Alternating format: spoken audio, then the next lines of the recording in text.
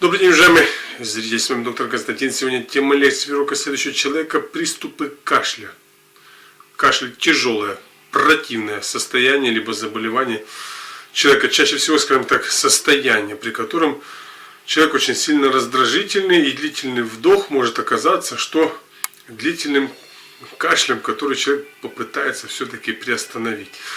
Ну, как бы вы его не остановить, пытались остановить, это все-таки рефлекторное состояние, которое, скажем так, защитная функция организма, которая должна сделать свою, скажем так, образно миссию, а потом завершить.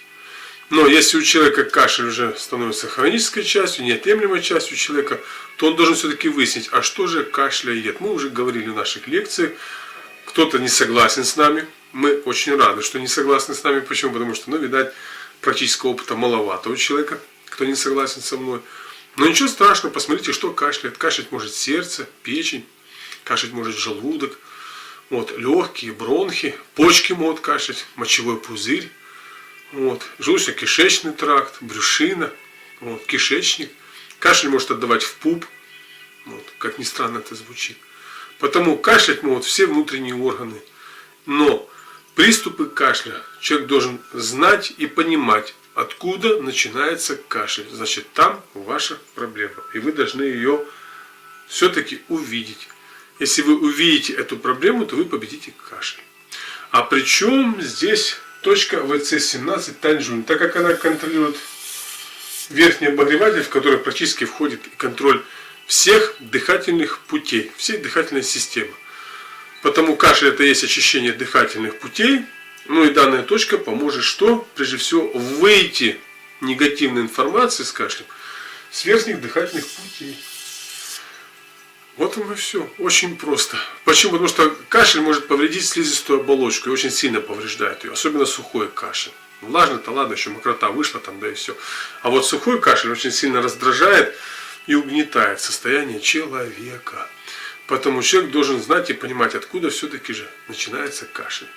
Конечно же, диагностика 12 меридианов при хроническом состоявшемся кашле уже нужна и необходима. Почему? Ответ. Потому что не только данный меридиан участвует в формировании кашля, но также и другие меридианы своим внутренним ходом, что контролируют эту область.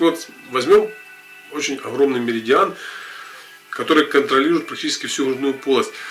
Это меридиан печени. Он участвует в кашле очень сильно. Меридиан сердца, перикарда, толстого кишечника, тройного обогревателя, тонкого кишечника. Представьте, меридиан почек, желудка.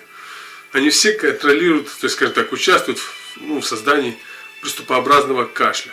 В каком состоянии эти меридианы, если они не выполняют свою функцию, не выполняют они свою миссию. Нет той энергии, которая бы защищала человека. И человек открыт для любой инфекции, для любого заболевания. Поэтому диагностика 12 меридианов покажет, если данные меридианы воспалены, данную точку нужно что? Расслабить. Или расслаблять частенько, чтобы помочь выводить эту энергию. И если все 12 меридианов слабые и вялые, данную точку нужно активизировать, чтобы пополнить жизненный баланс, который справится с хроническим кашлем. Спасибо за внимание.